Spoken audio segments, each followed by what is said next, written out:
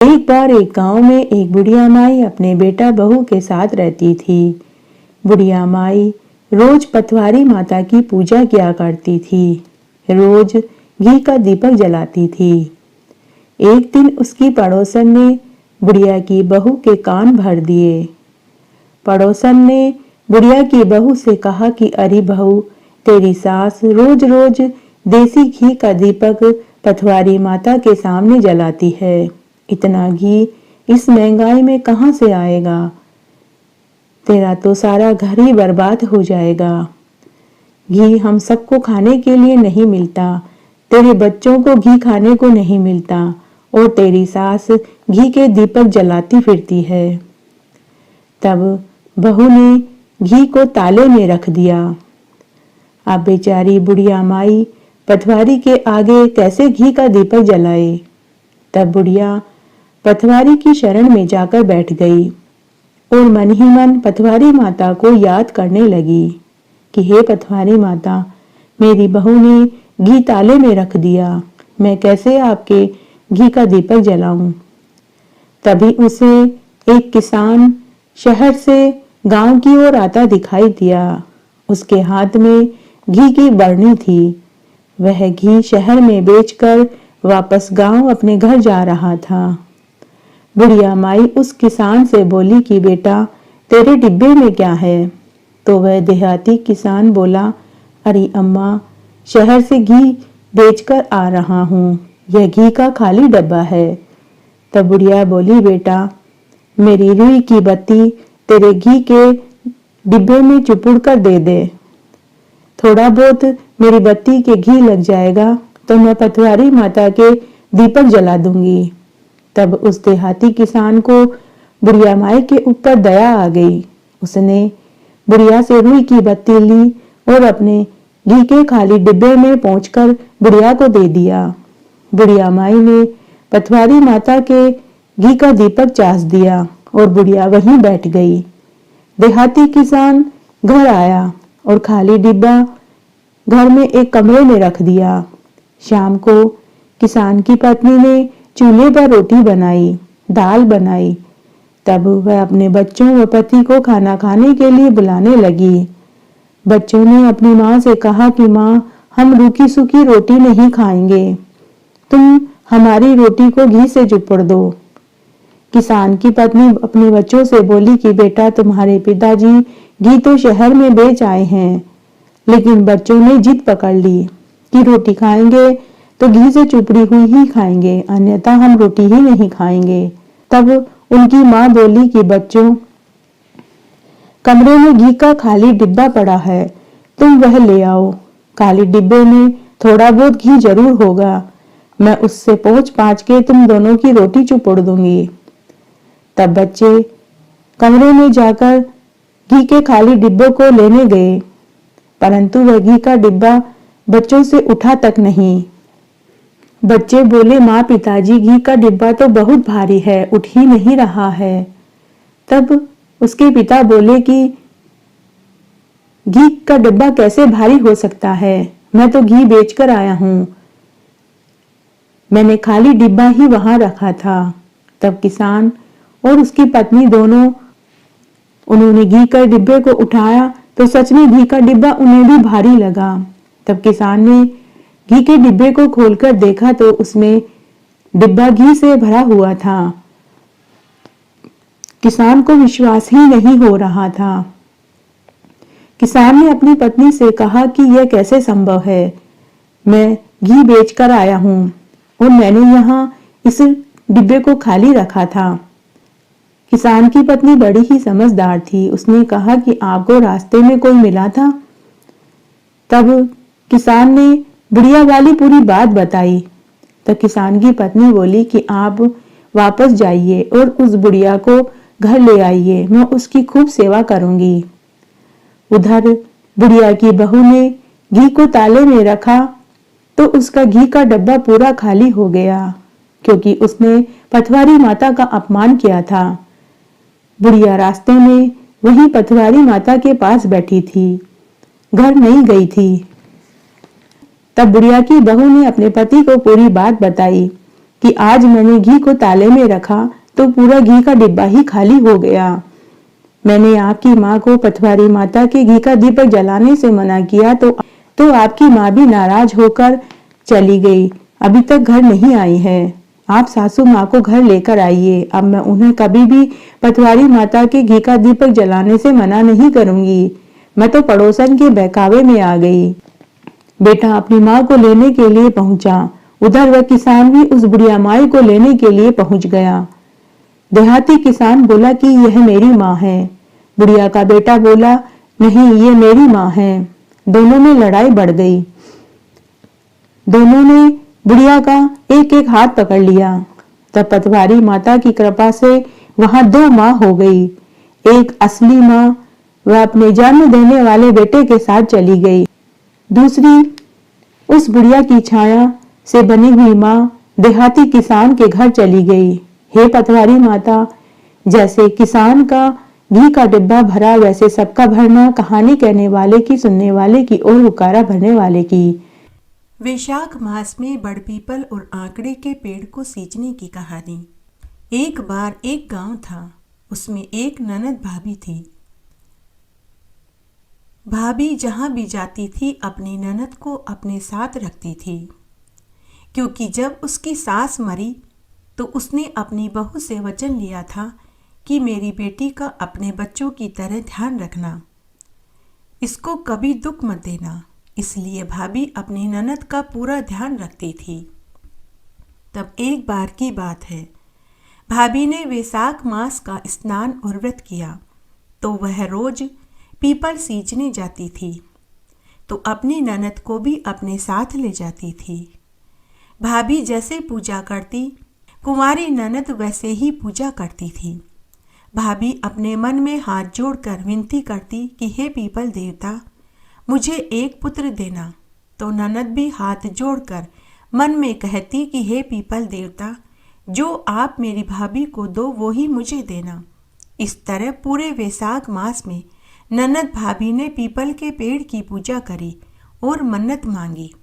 तब पीपल देवता सोच में पड़ गए कि भाभी को तो मैं पुत्र दे दूंगा, लेकिन कुंवारी लड़की को पुत्र कैसे दूं। तब पीपल देवता ने दोनों की इच्छा पूरी कर दी।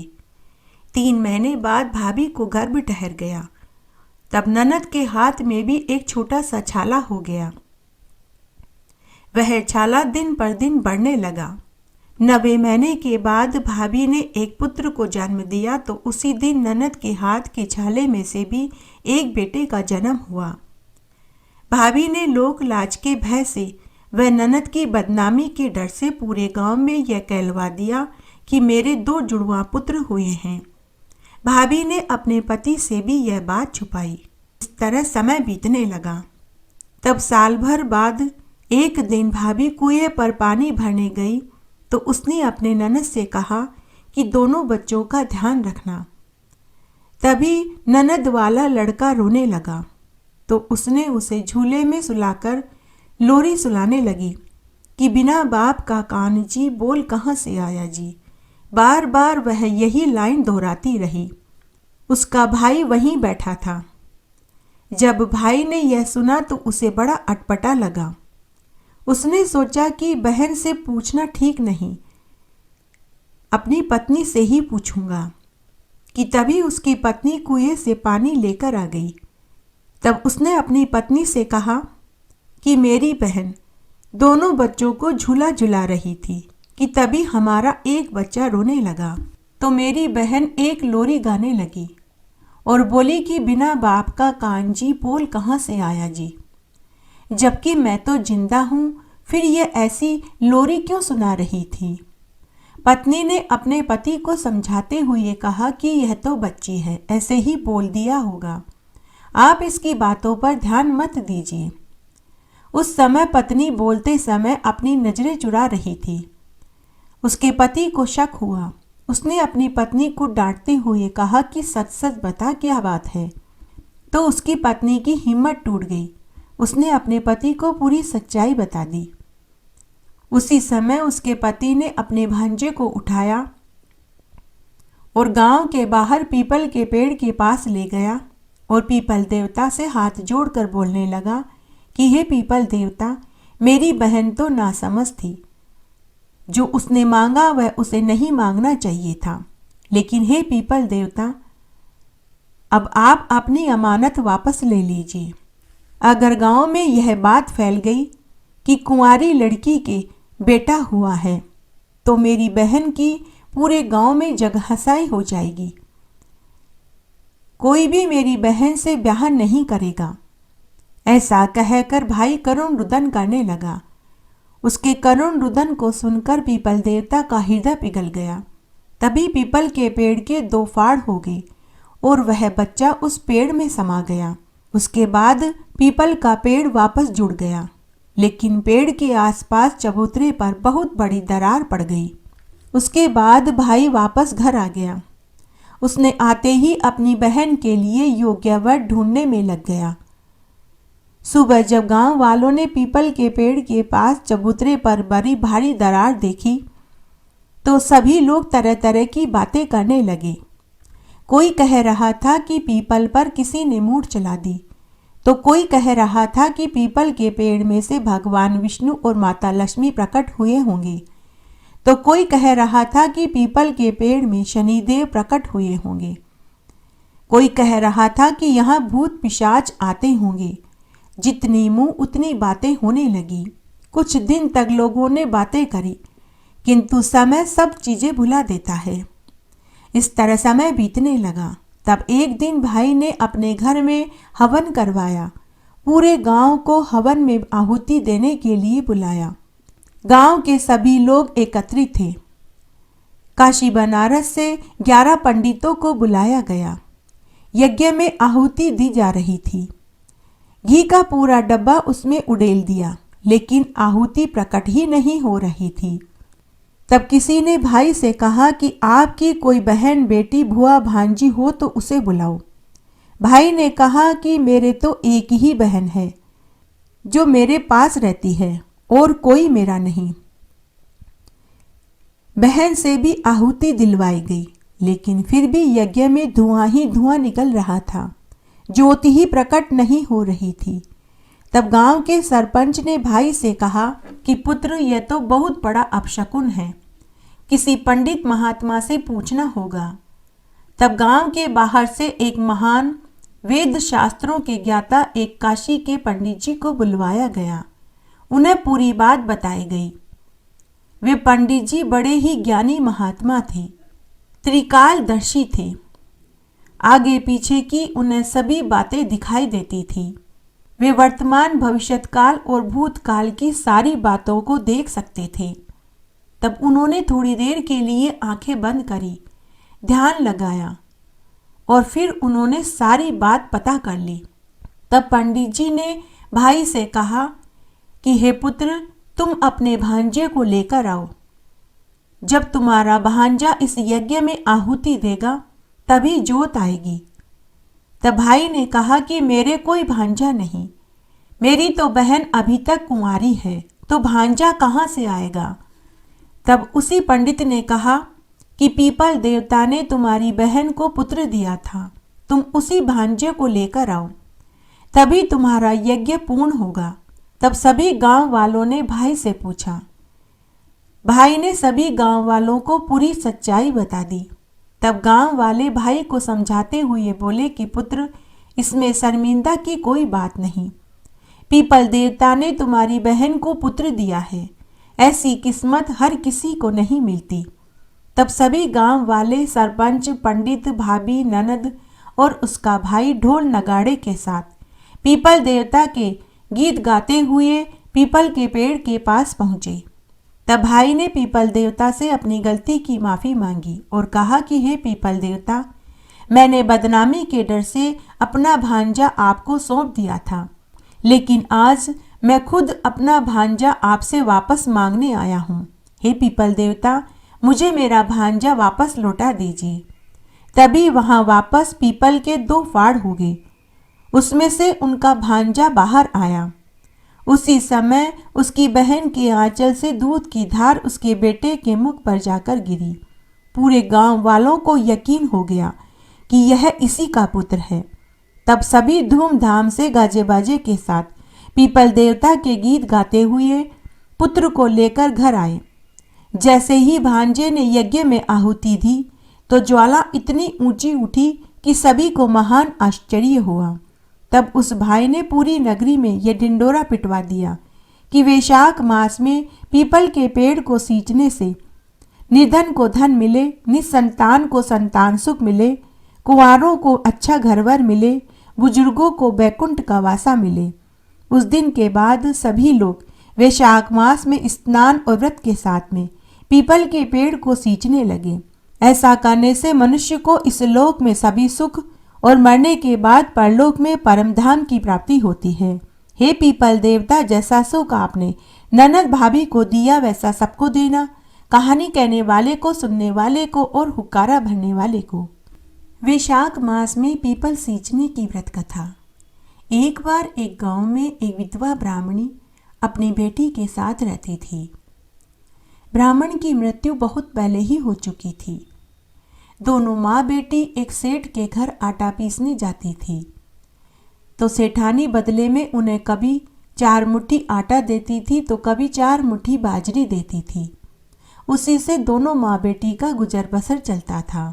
तब एक दिन की बात है, ब्राह्मणी अपनी बेटी के साथ सेठानी के यहाँ आटा पीस कर जाने लगी तो सेठानी ने उसे 4 मुट्ठी बाजरी दी जिसमें ईली और घुन पड़े हुए थे। 4 मुट्ठी बाजरी लेकर दोनों माँ बेटी घर आ रही थी। घर आते ही माँ ने अपनी बेटी से कहा कि बेटी, बाजरी में ईली और घुन पड़े हैं, तू पहले बाजरी को धूप लगा देना, उसके बाद बाजरी को फटक कर अपन दोनों के लिए बाजरी की खिचड़ी बना लेना। ऐसा कहकर ब्राह्मणी घर का अन्य काम करने लग गई। ब्राह्मणी की बेटी ने बाजरी को परात में डालकर धूप में रखने छत पर चली गई कि तभी वहां पीपल देवता एक कौवे का रूप धारण करके उनकी छत पर आए और मुंडेर पर आकर कांव कांव करने लगे। ब्राह्मणी की बेटी कौवे को उड़ाने लगी तो वह कौवा मनुष्य की आवाज में बोला कि बेटी, मुझे बहुत भूख लगी है, मैं कई दिनों से भूखा हूँ, क्या यह बाजरी तुम मुझे खाने को दे दोगी? तो ब्राह्मणी की बेटी बोली कि हे कौवे, अगर यह बाजरी तुम खा लोगे तो आज मुझे और मेरी माँ को भूखा रहना पड़ेगा। तो कौवा फिर से बोला कि तुम दोनों माँ बेटी आज भूखी रह जाओ, कल से मैं तुम्हें इससे 4 गुना वापस दूंगा। मैं गांव के बाहर पनघट पर बने पीपल के पेड़ पर रहता हूँ, तुम दोनों माँ बेटी कल आ जाना। तब ब्राह्मणी की बेटी को कौवे के ऊपर दया आ गई। उसने बाजरी को फटक फटक कर ईली और घुन निकाल दी और बाजरी कौवे को खाने के लिए दे दी और खुद नीचे आ गई। थोड़ी देर बाद माँ ने बेटी से कहा कि बेटी, बाजरे की खिचड़ी ले आ, हम दोनों भोजन कर लें। तो बेटी अपनी माँ से बोली कि माँ, आज हम दोनों भोजन नहीं कर पाएंगे। माँ ने पूछा कि बेटी क्यों, क्या हुआ, क्या खिचड़ी जल गई? तो बेटी ने अपनी माँ को पूरी सच्चाई बता दी कि माँ, छत पर बाजरी को जब मैं धूप लगाने गई तो वहाँ एक कौवा आया। उसने मुझे मनुष्य की आवाज़ में कहा कि मुझे बहुत भूख लगी है, यह बाजरी मुझे खाने को दे दो, बदले में मैं तुम्हें इसका 4 गुना कल दे दूंगा। माँ, मुझे उस कौवे पर दया आ गई तो मैंने वह बाजरी उसे खाने को दे दी। तब माँ ने कहा कि बेटी, कोई बात नहीं, आज हम पानी पीकर रह जाएंगे। दूसरे दिन माँ बेटी सेठानी के यहाँ आटा पीसने नहीं गई। सुबह होते ही वे गांव के बाहर कुएं के पास बने पीपल के पेड़ के पास गई। उस पेड़ पर वही कौवा बैठा हुआ था। माँ और बेटी को देखकर कौवे ने फिर से कहा कि तुम दोनों पूरे वैशाख मास में मेरे पीपल के पेड़ को जल से सींचना, दिया बाती करना, तुम्हारा घर अन्न धन के भंडार से मैं भर दूंगा, तुम्हारी सारी दरिद्रता मैं दूर कर दूंगा। उस दिन से दोनों माँ बेटी पीपल के पेड़ को जल से सींचने लगी, दिया बाती करने लगी और पीपल के पेड़ के पास हाथ से और कपड़े से साफ सफाई करने लगी। उस दिन दोनों माँ बेटी सेठानी के घर देर से आटा पीसने गई। इस तरह पूरे वैशाख मास में दोनों माँ बेटी ने स्नान आदि करने के बाद पीपल के पेड़ को जल से सींचने लगी और दिया बाती करने लगी। इस तरह पूरा वैशाख मास का महीना बीत गया। जब वैशाख मास की पूर्णिमा तिथि आई तो रोज की तरह दोनों माँ बेटी स्नान आदि करके पीपल के पेड़ को जल से सींचने गई और दिया बाती करने गई। तब उसी समय उसी कौवे ने दोनों माँ बेटी से कहा कि आज तुम दोनों यहाँ से जितने भी फूल पत्ते हैं उसे झोली में भरकर घर ले जाना और उन फूल पत्तियों को घर के चारों कोने में डाल देना। दोनों माँ बेटी ने ऐसा ही किया। दूसरे दिन जब दोनों माँ बेटी सोकर उठी तो उन्होंने देखा कि उनका घर अन्न धन के भंडार से भरा पड़ा था। घर के चारों कोने में अलग अलग ढेरियां लगी हुई थी। एक कोने में सोने की मोहरें पड़ी थी, तो दूसरे कोने में अन्न धन की बोरियां पड़ी थी, तो तीसरे कोने में रुपए की गड्डियां थी, चौथे कोने में वस्त्र, रजाई, गद्दे, तकिए, कंबल पड़े थे। दोनों माँ बेटी को तो अपनी आंखों पर विश्वास ही नहीं हो रहा था। उनको धन बटोरते बटोरते सुबह से दोपहर और दोपहर से शाम हो गई। दोनों माँ बेटी सेठानी के यहाँ आटा पीसने नहीं गई। तब दूसरे दिन सेठानी ने अपने बच्चों को भेजकर पता किया। बच्चों ने अपनी माँ से वापस आकर कहा कि माँ, वे दोनों माँ बेटी तो एक ही रात में अमीर हो गई हैं। उनका घर तो धन दौलत के भंडार से भरा पड़ा है। ऐसा सुनते ही सेठानी ने मन ही मन सोचा कि कहीं दोनों माँ बेटी मेरा ही धन रोज थोड़ा थोड़ा करके चुराकर तो नहीं ले जाती थी। जाकर देखना पड़ेगा। सेठानी भागी भागी ब्राह्मणी के पास आई और पूछने लगी कि तुम्हारे घर में इतना धन कहाँ से आया। तो दोनों माँ बेटी ने सच्चाई बता दी और कहा कि हमें तो वैशाख मास में पीपल सींचने का फल मिला है। दोनों माँ बेटी ने सेठानी को पूरी सच्चाई बता दी। सेठानी बोली कि तुम मेरे घर आटा पीसने आओगी या नहीं। तो ब्राह्मणी बोली कि सेठानी जी, अब मैं अपनी बेटी का लगन करूंगी और फिर यह सारा धन अपनी बेटी को देकर तीर्थ यात्रा पर चली जाऊंगी। अब मेरा और मेरी बेटी का आपके यहाँ आटा पीसने के लिए नहीं आना होगा। सेठानी उदास मन से वापस घर आ गई। फिर उसने निश्चय किया कि अगले साल जब वैशाख का महीना आएगा तो मैं भी ऐसा ही करूंगी जैसा कि इस ब्राह्मणी ने किया। साल भर बाद जब दोबारा वैशाख का महीना आया तो सेठानी छत पर बाजरी सुखाने गई। तभी पीपल देवता कौवे का रूप धारण करके सेठानी की हवेली के ऊपर आए और कांव कांव करने लगे। तो सेठानी कौवे रूप में पीपल देवता से बोली कि हे पीपल देवता, ब्राह्मणी और उसकी बेटी ने तो आपको ईली और गुण वाली बाजरी खिलाई थी। मैं तो आपको उत्तम किस्म की बाजरी खिलाऊंगी। लो, आप यह उत्तम किस्म की बाजरी खा लो। कौवे ने सेठानी के मन की बात जान ली कि सेठानी के मन में धन का लालच आ गया। तब कौवे ने थोड़ी बाजरी खाई और थोड़ी छत पर फैला दी और उड़ गया। सेठानी अपनी नौकरानी को साथ लेकर पीपल सींचने के लिए जाने लगी। सेठानी से नीचे नहीं बैठा जाता था, तो वह लोटे का जल दूर से ही पीपल के पेड़ पर फेंकने लगी।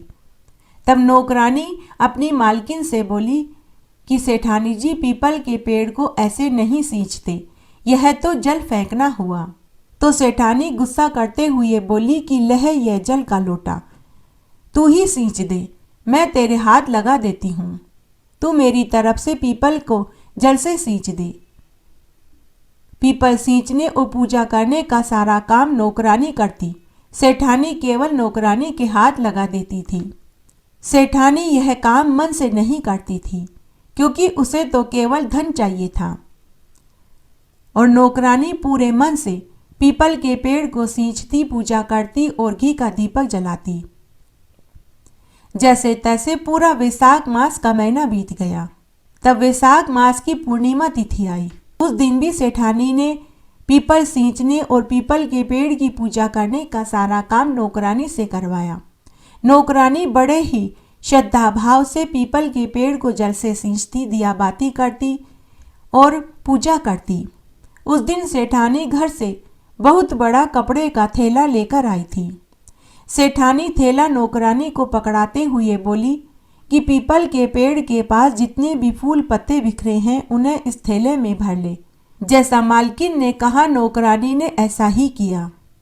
जब नौकरानी फूल पत्ते थैले में भर रही थी तो उसकी साड़ी से भी कुछ सूखे पत्ते और फूल चिपक गए।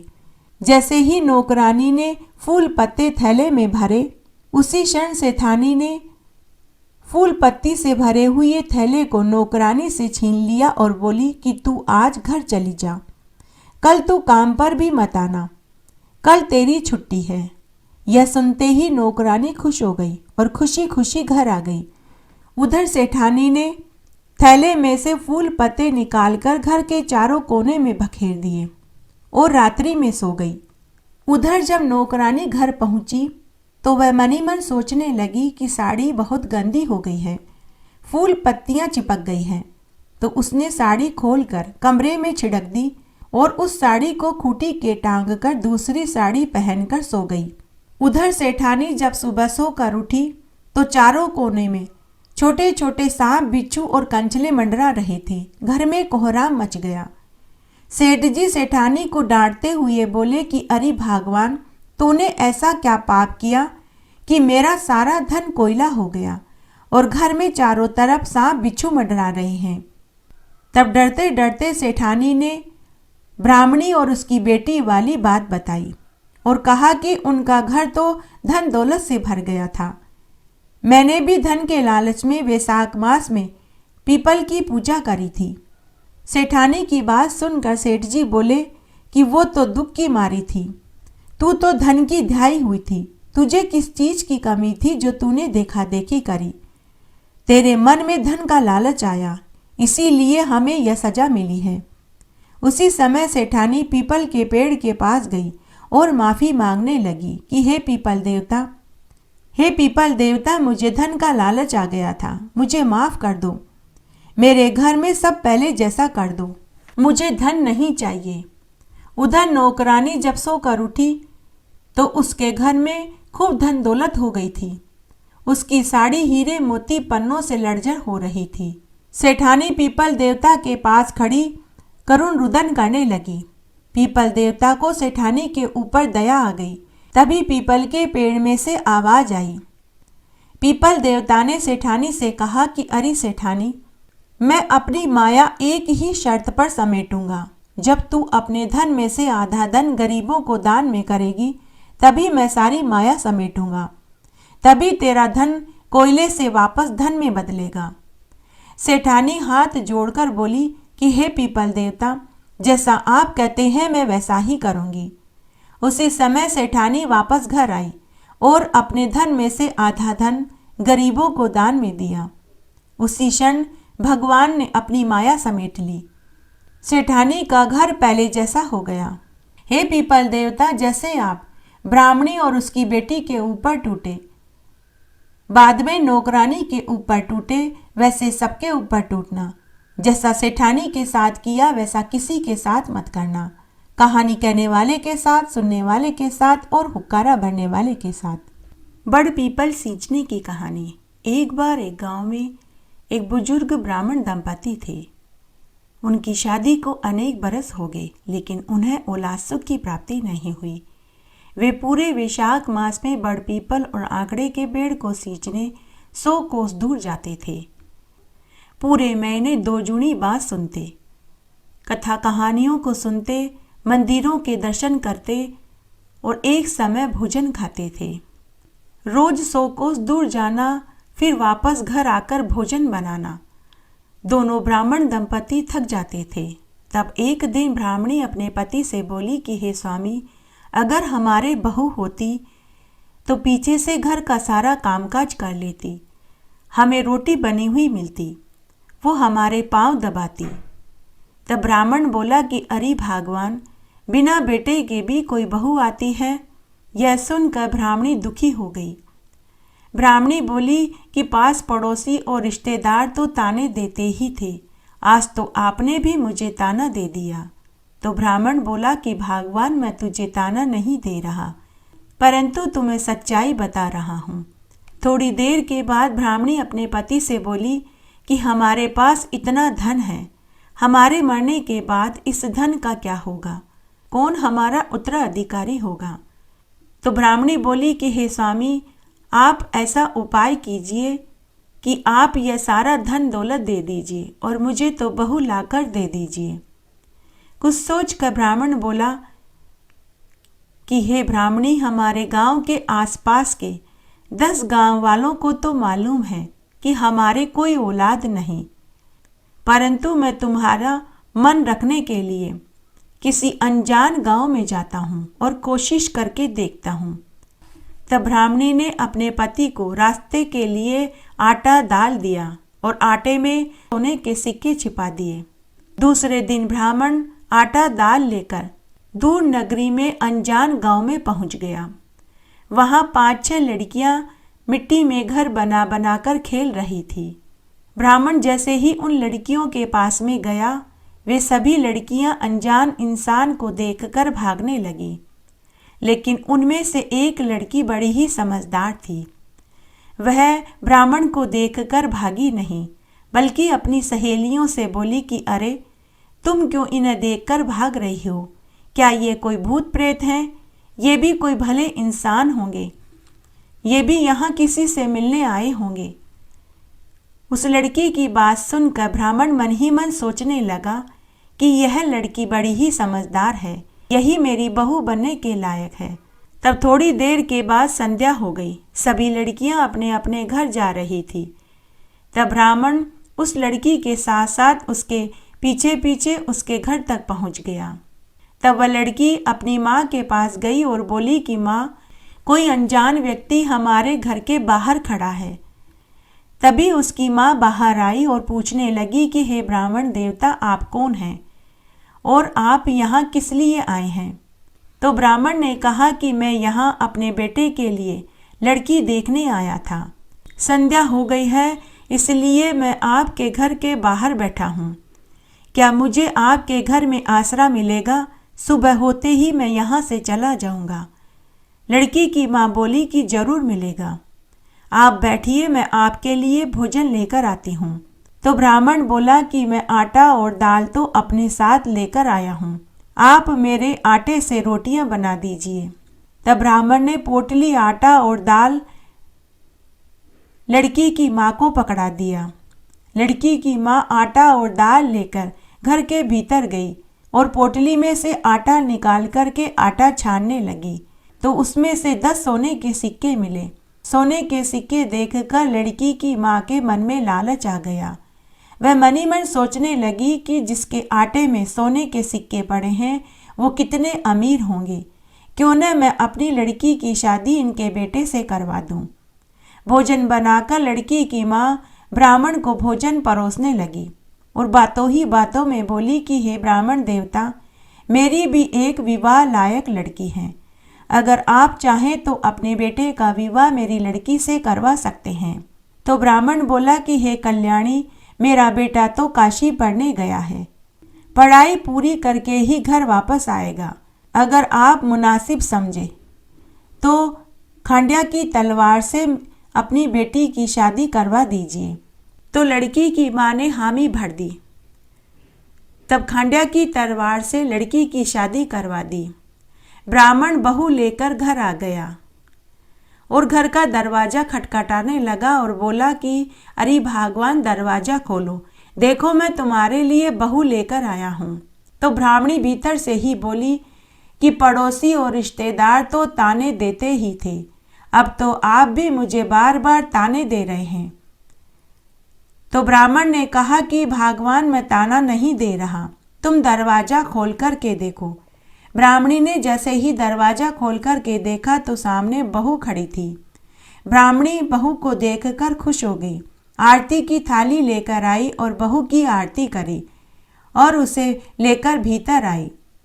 ब्राह्मणी बहू को देखकर बहुत खुश हुई। दूसरे दिन ब्राह्मणी ने अपनी बहू को घर की सारी जिम्मेदारी सौंप दी और बोली कि बहू, हम रोज 100 कोस दूर बड़ पीपल और आकड़े के पेड़ को सींचने जाते हैं, मंदिरों के दर्शन करते हैं, लौटते लौटते हमें संध्या हो जाती है, इसलिए तुम घर का ध्यान रखना।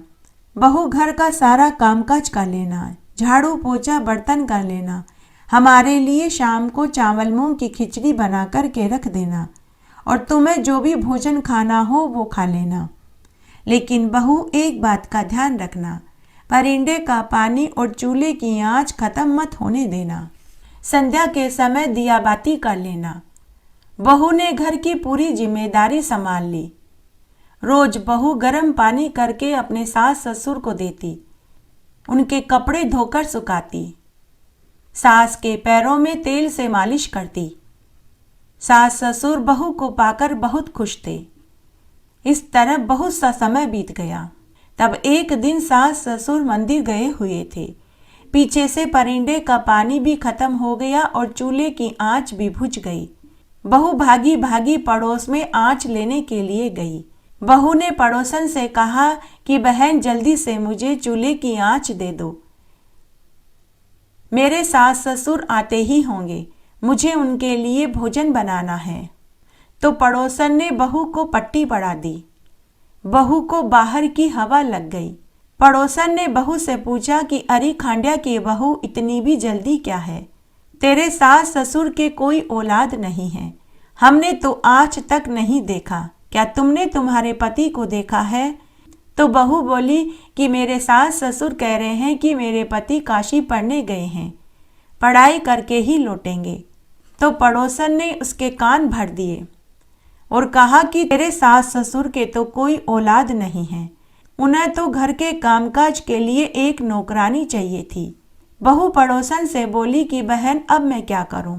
तो पड़ोसन ने सीख दी कि संध्या को दिया बाती मत करना, अलूना भोजन बना कर के रख देना, खिचड़ी और दाल में कंकर डाल देना, और जब कल तेरे सास ससुर मंदिर जाने लगे तो घर की चाबी मांग लेना। फिर क्या था, बहू पड़ोसन की सिखाई सीख में आ गई। उस दिन शाम को सास ससुर जब घर आ रहे थे तो उन्हें दूर से ही घर में अंधेरा दिखाई दिया। सास अपने पति से बोली कि हे स्वामी, आज हमारे घर में अंधेरा क्यों हो रहा है? सास ससुर को कुछ अंदेशा हुआ। घर आते ही सास ने बहू से कहा कि अरे बहू, आज तुमने दिया बाती क्यों नहीं किया? आज हमारे घर में अंधेरा क्यों रख रखा है? तो बहू अपने सास ससुर से बोली कि आपको तो आज अंधेरा दिखाई दे रहा है, मेरा तो पूरा जीवन ही अंधेरे में हो गया है। यह सुनकर सास ससुर चुप रह गए। फिर वे खाना खाने बैठे। खाना खाने बैठे तो उन्हें खाना अलूना मिला, खिचड़ी में उनके कंकर आ गए। तब सास ससुर फिर से बोले कि बहू, आज तो भोजन अलूना है, भोजन में तुमने नमक नहीं डाला और खिचड़ी में भी कंकर आ रहे हैं। तो बहू फिर से नाराज होते हुए बोली कि एक दिन अलूना भोजन खा लोगे तो कुछ नहीं बिगड़ेगा, आप दोनों ने तो मेरा पूरा जीवन ही अलूना कर दिया है। यह सुनकर सास ससुर चुप हो गए, चुपचाप भोजन खाकर सोने चले गए। तब सास अपने पति से बोली कि हे स्वामी, मुझे लगता है बहू को बाहर की हवा लग गई है। ससुर अपनी पत्नी से बोले, मुझे तो पहले ही मालूम था, एक न एक दिन ऐसा होकर ही रहेगा। सुबह सास ससुर जब सोकर उठे तो बहू ने न तो नहाने का गर्म पानी किया और न ही उन्हें चाय बना कर के दी। जब सास ससुर मंदिर जाने लगे तो बहू ने उनसे घर की चाबी मांगी। सास ने चाबी देने से इनकार कर दिया। तो ससुर अपनी पत्नी को समझाते हुए बोला कि अरे भगवान, यह सब कुछ हमारे मरने के बाद भी इसी का है, कल भी इसी का रहेगा। कल जो हम इसे चाबी देते तो तुम आज ही इसे संभला दो। सास ससुर चाबी देकर मंदिर चले गए। उस दिन ब्राह्मण ब्राह्मणी का एकादशी का उपवास था। वे बड़ पीपल आंकड़े के पेड़ को सींचने और 2 जूनी बात सुनने चले गए। पीछे से बहू ने घर के सभी कमरों के ताले खोल खोल कर देखने लगी। पहले कमरे को खोला तो उसमें अन्न के भंडार भरे थे। दूसरे कमरे में चीनी और गुड़ भरा था। तीसरे कमरे में कपड़े भरे पड़े थे। चौथे कमरे में बर्तनों का भंडार था। 5वें कमरे में दाल चावल भरे पड़े थे। इस तरह प्रत्येक कमरे में कुछ न कुछ भरा पड़ा था। तब जैसे ही बहू ने 8वें कमरे को खोल कर के देखा तो वहां तुलसी का बिरला, बड़ पीपल और आंकड़े का पेड़ था। झरना बह रहा था, गंगा नदी बह रही थी। वहीं पर बड़ पीपल के पेड़ के नीचे आलती पालती मारकर एक बहुत सुंदर युवक तुलसी की माला फेर रहा था। बहू ने उससे पूछा कि तुम कौन हो? तो युवक बोला कि मैं तुम्हारा पति हूँ।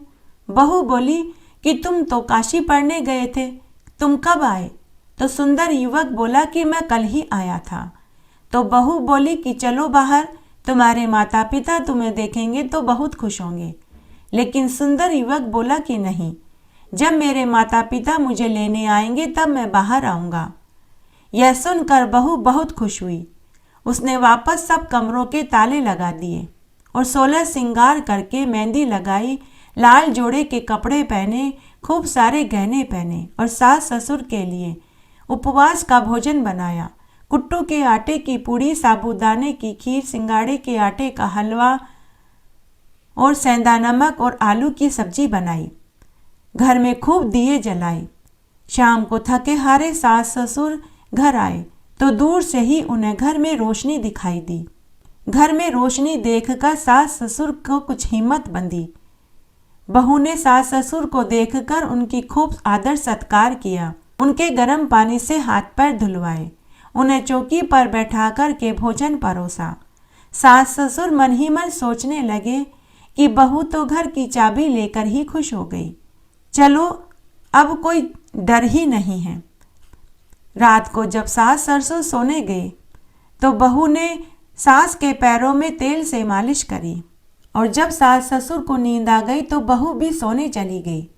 दूसरे दिन सास ससुर के उठने से पहले ही बहू ने अपने सास ससुर के नहाने के लिए गर्म पानी कर कर के दिया। सास ससुर जब नहाकर मंदिर जाने लगे तो बहू अपने सास ससुर से बोली कि आप 100 कोस दूर बड़ पीपल और आंकड़े के पेड़ को सींचने जाते हो, मंदिरों में दर्शन करने जाते हो, जबकि हमारे घर में ही गंगा नदी बह रही है। बड़ पीपल और आंकड़े का पेड़ है, तुलसी का बिरला है, शिव मंदिर है, राधा दामोदर जी हैं, लक्ष्मी नारायण भगवान हैं, साथ ही आपका बेटा भी है जो वहां बैठकर तुलसी माला फेर रहा है। यह सुनकर सास ससुर के आश्चर्य का ठिकाना नहीं रहा। तब सास ससुर अपनी बहू से बोले कि बहू, हमारे तो कोई औलाद ही नहीं थी, हम तो तुम्हें झूठ बोलकर और घर के कामकाज के लिए लेकर आए हैं। तब बहू ने अपने सास ससुर को उनके बेटे वाली पूरी बात बताई। उसके बाद सास ससुर अपनी बहू के साथ 8वें कमरे में गए तो वहां गंगा नदी बह रही थी, तुलसी का बिरला था, पीपल पतवारी हिंडोले में झूला झूल रही थी, बड़ पीपल और आंकड़े का पेड़ था, शिव व राधा दामोदर भगवान का मंदिर था, लक्ष्मी नारायण भगवान का मंदिर था। एक सुंदर युवक बड़ पीपल और आंकड़े के पेड़ के नीचे बैठकर तुलसी माला फेर रहा था। ब्राह्मण ब्राह्मणी ने उस युवक से पूछा कि बेटा तुम कौन हो? तो वह युवक बोला कि मुझे तो भगवान ने आपके लिए भेजा है, मैं आपका पुत्र हूँ। तो ब्राह्मणी बोली कि मेरे तो कोई औलाद ही नहीं है, मैं इस समाज को, घर परिवार को और गांव वालों को क्या जवाब दूंगी। तब एक जाने माने पंडित से पूछा गया और उन्हें पूरी बात बताई गई। तब उस पंडित ने कहा कि यह युवक इस ब्राह्मणी का पुत्र है या नहीं, इसकी तो इनकी परीक्षा लेनी होगी। इसका एक ही उपाय है, सूर्य नारायण भगवान के सामने इन दोनों को खड़ा किया जाए और उस समय ब्राह्मणी के आंचल से दूध की धार जब इस युवक के मुंह और मूंछों पर पड़ेगी तभी माना जाएगा कि यह युवक इस ब्राह्मणी का पुत्र है। तब सभी गांव वालों को, रिश्तेदारों को, अड़ोसी पड़ोसी को एकत्र किया गया। सूर्य नारायण भगवान के सामने ब्राह्मणी को और उस सुंदर युवक को खड़ा किया गया और साथ ही बहू को भी खड़ा किया गया। तब ब्राह्मणी के स्तन से दूध की धार सुंदर युवक के मूंछों पर पड़ी, साथ ही बेटा बहू के गठजोड़े पर जाकर गिरी। इस तरह सत्य की जीत हुई। पूरे गांव वालों, अड़ोसी पड़ोसी और रिश्तेदारों ने सभी ने स्वीकार कर लिया कि यह सुंदर युवक ब्राह्मणी का है। इस तरह ब्राह्मण ब्राह्मणी को पूरे वैशाख मास में बड़ पीपल और आंकड़े के पेड़ को सींचने का फल मिला। पीपल सींचने की कहानी। एक बार एक गांव में एक सेठ सेठानी रहते थे। सेठानी हर वैशाख मास में बड़ पीपल और आंकड़े के पेड़ की पूजा करती थी। उनकी शादी को कई बरस बीत गए, लेकिन उन्हें औलाद सुख की प्राप्ति नहीं हुई। तब एक दिन सेठानी का जी मचल रहा था, उल्टियां हो रही थी, तो ननद ने घर में सभी से कह दिया कि भाभी पेट से है। जब सेठानी को पता चला कि ननद ने झूठी खबर फैला दी, तब सेठानी ने भी थोड़ी चालाकी करी। जब शाम को सेठ जी ने सेठानी से पूछा कि क्या तुम पेट से हो, तब सेठानी ने हामी भर दी। इस तरह समय बीतने लगा। तब 3 महीने के बाद सेठानी ने अपने पति से कहा कि सुनो जी, मेरा भाई मुझे लेने आएगा, क्योंकि मेरी माँ को जब पता चला कि मैं पेट से हूँ तो उसने संदेशा भिजवाया है कि पहला बच्चा तो पीहर में ही होना चाहिए, इसलिए मैं मेरे भाई के साथ मायके जाना चाहती हूँ। तो सेठ जी ने भी हामी भर दी। फिर सेठानी अपने भाई के साथ मायके में आ गई। इधर सेठानी ने पूरी बात अपनी माँ को बताई। माँ ने कहा कि बेटी, जब सबको सच्चाई पता चलेगी तब तू क्या करेगी। तो बेटी अपनी माँ से बोली कि माँ, तुम बस मेरा साथ देती जाओ, जैसा मैं कहती हूँ तुम वैसा ही करना। माँ बेचारी चुप हो गई, क्योंकि उसे अपनी बेटी का घर बचाना था। 9 महीने के बाद सेठानी ने अपने ससुराल में खबर भिजवा दी कि बेटा हुआ है। सेठ जी की तो खुशी का ठिकाना ही नहीं रहा। उन्होंने पूरे गांव में लड्डू बंटवा दिए। 1.25 महीने के बाद सेठानी जब मायके से ससुराल में आई तो सब ने कहा कि बेटा कहाँ है, हमें भी दिखाओ। तो सेठानी, जो एक गूदड़ी को चद्दर में लपेटकर गोद में दबाकर लाई थी, उसने कहा कि नहीं, मैं बच्चे को अभी नहीं दिखाऊंगी, उसे नज़र लग जाएगी। रात्रि को सेठ जी ने अपनी पत्नी से कहा कि अरे बावली, मैं तो उसका पिता हूँ, मुझे तो दिखा। तो सेठानी ने कहा कि नहीं, अभी नहीं दिखाऊंगी, जैसा मैं कहती हूँ वैसा ही करो। मैंने मनौतियाँ मांगी थी, पहले मैं सारी मनौतियाँ पूरी करूँगी। जलवा पूजन, नामकरण, संस्कार और भोज करेंगे, उसके बाद ही मैं बच्चे को दिखाऊंगी। तो सेठ जी ने वैसा ही किया जैसा सेठानी ने कहा। सभी मनौतियाँ पूरी की गई। तब जलवा पूजन का मुहूर्त निकलवाया गया। सभी रिश्तेदारों और गांव वालों को बुलाया गया। सभी रिश्तेदारों और गांव वालों को भोजन कराया गया। थोड़ी देर के बाद जलवा पूजन हो गया। तो नंदी ने नेग मांगा, तो जो उसने मांगा उसे वही नेग दिया गया। थोड़ी देर के बाद पंडित जी ने बच्चे का नामकरण करने के लिए बच्चे को बुलाया और कहा कि सेठानी जी, बच्चे को लेकर आओ। सेठानी ने कहा कि आप इस कटार को देखकर नामकरण कर दो, अभी बच्चे को बाहर नहीं लाएंगे, नहीं तो बच्चे को नज़र लग जाएगी। तब पंडित जी ने भी कटार को सामने रखकर उसका नामकरण कर दिया। पूरा आयोजन खूब अच्छे से हो गया। इस तरह खुद सेठ जी ने भी अपने बच्चे को नहीं देखा। इस तरह कई महीने और फिर कई साल बीत गए। तब एक दिन सेठानी सेठ जी से फिर से बोली कि सुनो जी, हम अपने बच्चे को पढ़ने काशी भेजेंगे। उस दिन सेठ जी को बहुत क्रोध आया और वे अपनी पत्नी को डांटते हुए बोले कि किसको काशी पढ़ने भेजोगी, कहाँ है हमारा बेटा, क्यों तुम मेरा बुढ़ापा खराब कर रही हो, क्यों तुम अपने साथ मेरी जगहसाई करने पर तुली हो। तब सेठानी वापस ठंडे छींटे देते हुई बड़े प्यार से बोली कि देखो जी, आप तो बिना बात ही क्रोधित हो रहे हैं। मैं क्या आपका बुरा चाहती हूँ?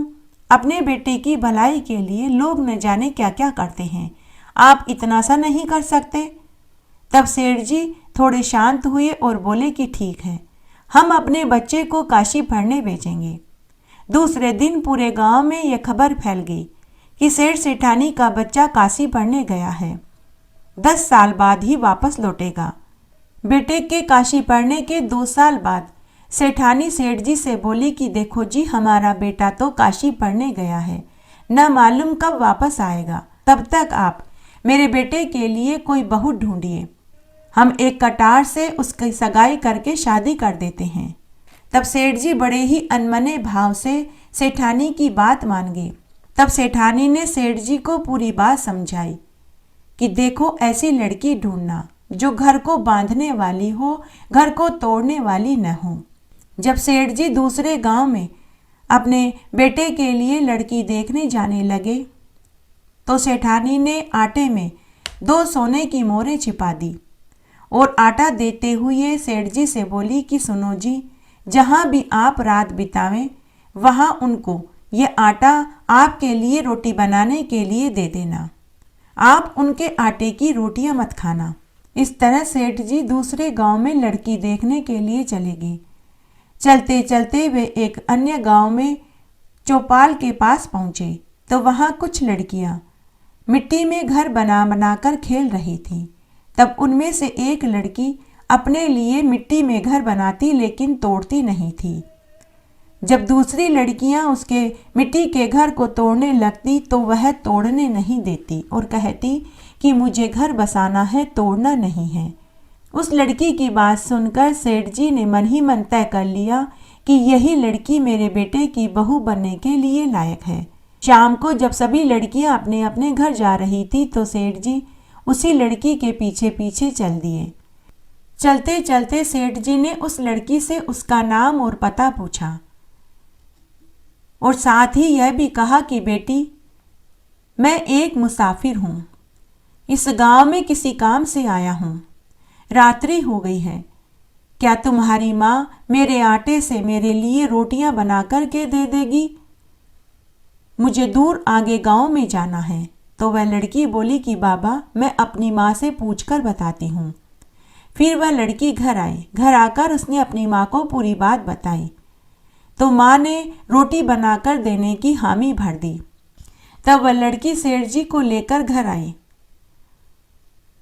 और आटा सेठ जी से लेकर अपनी माँ को दे दिया। तब उसकी माँ ने आटे की पोटली में से आटा निकालकर गूंथने लगी तो उसमें से 10 सोने की मोहरें निकली। उस लड़की के माँ के मन में सोने की मोहरें देखकर लालच आ गया। वह मन ही मन सोचने लगी कि जिस इंसान के आटे में इतनी सोने की मोहरें हैं वह न जाने कितना अमीर होगा।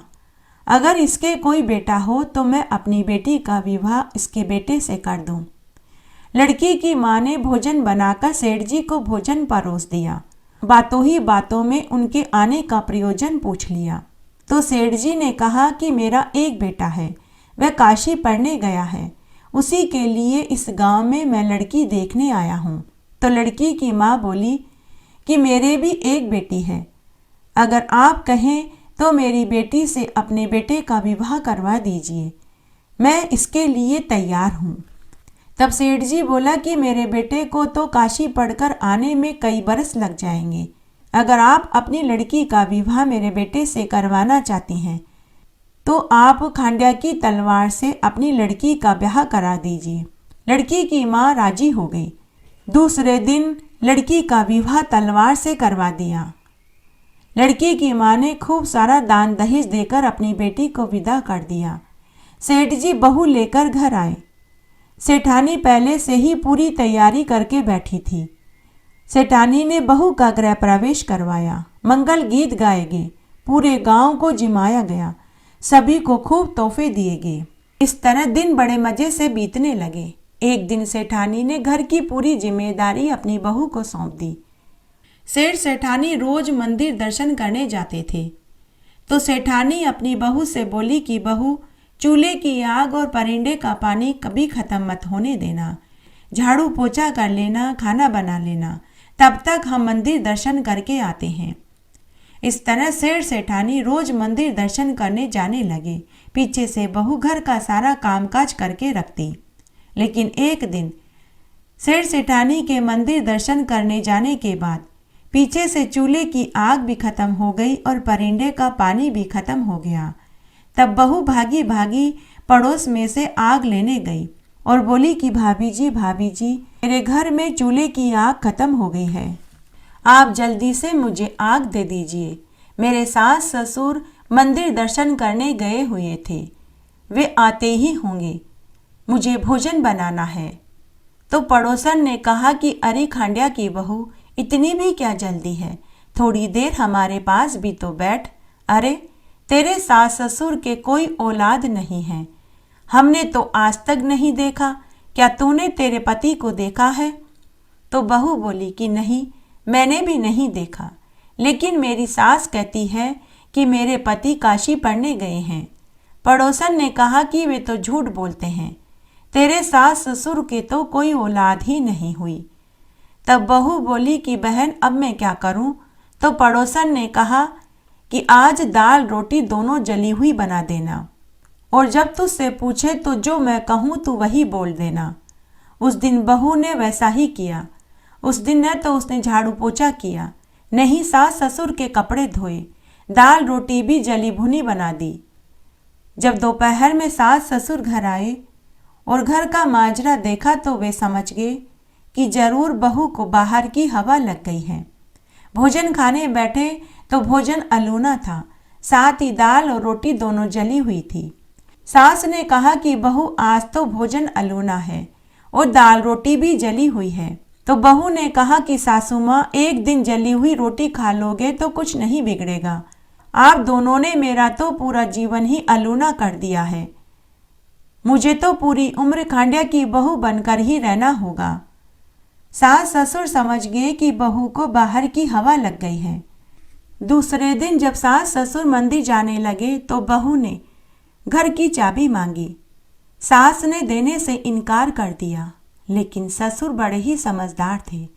उन्होंने अपनी पत्नी से कहा कि घर की चाबी बहू को दे दो, अगर बहू घर की चाबी पाकर खुश होती है तो देने में क्या हर्ज है। यह घर बार दौलत जायदाद सब कल भी इसी की होगी, तो क्यों न तुम आज ही इसे घर की चाबी दे दो, हमारे मरने के बाद वैसे भी यह सब कुछ इसी का होने वाला है। यह सुनकर सास ने घर की चाबी दे दी। उसके बाद सास ससुर मंदिर चले गए। पीछे से बहू ने एक एक करके सारे कमरे खोले तो किसी कमरे में नए नए कपड़े रखे थे, किसी में गहने, किसी में अनाज के भंडार भरे पड़े थे, तो किसी में बर्तन भरे पड़े थे, किसी में चावल दाल मूंग भरे हुए थे। सारे कमरे खोलते खोलते जब बहू ने 7वां कमरा खोला तो उसमें पीपल का पेड़ था। बहुत सुंदर मंदिर था। गंगा यमुना बह रही थी। पीपल पतवारी झूले में झूला झूल रही थी। तुलसी का बिरला था और वहीं बड़ पीपल के पेड़ के नीचे बहुत सुंदर युवक बैठा था। बहू ने पूछा कि तुम कौन हो? तो वह युवक बोला कि मैं तुम्हारा पति हूँ। बहू ने कहा कि मेरा पति तो काशी पढ़ने गया है। तो सुंदर युवक बोला कि मैं कल ही वापस आया हूँ, लेकिन तुम यह बात मेरे माता पिता को मत बताना। तुम उनके मंदिर जाने के बाद रोज मेरे पास यहाँ आ जाया करो, क्योंकि अगर माँ बाबूजी को पता चलेगा कि पढ़ाई पूरी करने से पहले ही मैं यहाँ आ गया हूँ तो वे बहुत गुस्सा होंगे। यह सुनकर बहू बहुत खुश हुई। अब वह पूरा समय वहीं बिताने लगी। जैसे ही सास ससुर के आने का समय होता वह वापस सभी कमरे बंद करके बाहर आ जाती और बहुत अच्छे अच्छे व्यंजन सास ससुर के लिए बनाने लगी। सास ससुर ने सोचा कि चलो बहू घर की चाबी पाकर खुश हो गई और हमें क्या चाहिए। इस तरह सास ससुर के मंदिर जाने के बाद पीछे से बहू सारे कमरों के ताले खोलकर 7वें कमरे में चली जाती और पूरा समय वहीं रहती। 3 महीने के बाद ही बहू को गर्भ ठहर गया। जब बहू के गर्भवती होने की खबर सास ससुर को पता लगी तो उन्होंने उससे पूछा कि यह बच्चा किसका है? हमारा बेटा तो काशी पढ़ने गया है, फिर यह कैसे हुआ? तो बहू ने पूरी बात अपने सास ससुर को बता दी। तब सेठ सेठानी बहू के साथ 7वें कमरे में गई तो वहाँ गंगा यमुना बह रही थी। पीपल पतवारी झूले में झूला झूल रही थी। तुलसी का बिरला था। बड़ पीपल और आंकड़े का पेड़ था। महादेव पार्वती जी और गणेश जी थे। विष्णु भगवान व राधा दामोदर जी का मंदिर था। वहीं पर एक सुंदर युवक बैठा था। सेठ सेठानी ने सुंदर युवक से पूछा कि तुम कौन हो? तो वह युवक बोला कि मुझे तो भगवान ने आपके लिए भेजा है, मैं आपका पुत्र हूँ। तो सेठ सेठानी बोले कि हमारे तो कोई औलाद ही नहीं हुई, हम पूरे गांव वालों को क्या जवाब देंगे, अपने रिश्तेदारों को, अड़ोसी पड़ोसी को क्या कहेंगे। तब एक काशी के पंडित को बुलाया गया, उन्हें पूरी सच्चाई बताई गई। तब पंडित जी ने कहा कि सेठानी को और इस युवक को परीक्षा देनी होगी। इन दोनों को सूर्य नारायण भगवान के सामने खड़ा किया जाएगा। उस समय सेठानी के आंचल से दूध की धार अगर इस लड़के के मुख पर गिरेगी तो यह सेठानी का पुत्र माना जाएगा। तब पूरे गांव वालों, रिश्तेदारों, अड़ोसी पड़ोसियों को एकत्र किया गया। सेठानी और सुंदर युवक की परीक्षा ली गई। उन दोनों को सूर्य नारायण भगवान के सामने खड़ा किया गया। तब सेठानी के आंचल से दूध की धार सुंदर युवक के मुंह और ढाढ़ी मूछ पर जाकर के गिरी। साथ ही बेटा बहू का गठबंधन जुड़ गया। वहां खड़े सभी लोगों ने ये देखा। सभी को महान आश्चर्य हुआ। सभी ने कहा कि यह तो सेठानी का ही पुत्र है। तब गांव वालों ने, अड़ोसी पड़ोसी ने, नाते रिश्तेदारों ने कहा कि सेठानी के इतना सुंदर पुत्र था, तभी यह इसे छुपाकर रखती थी। हे पीपल पतवारी माता, जैसे आपने सेठानी को पीपल सींचने का फल दिया, जैसे एक माँ को उसका बेटा और बहू को उसके पति से मिलाया, वैसा सबको देना, कहानी कहने वाले को, सुनने वाले को और हुक्कारा भरने वाले को। इस तरह आज हमने वैशाख मास में सुनी जाने वाली प्रमुख बड़ पीपल और आंकड़े के पेड़ की कहानियां सुनी। आशा करती हूँ आपको इन कहानियों को सुनने का संपूर्ण फल प्राप्त होगा। मेरे साथ बने रहने के लिए आपका धन्यवाद। आगे आने वाली कथा कहानी के लिए भी आप इसी तरह मेरे साथ बने रहें। धन्यवाद।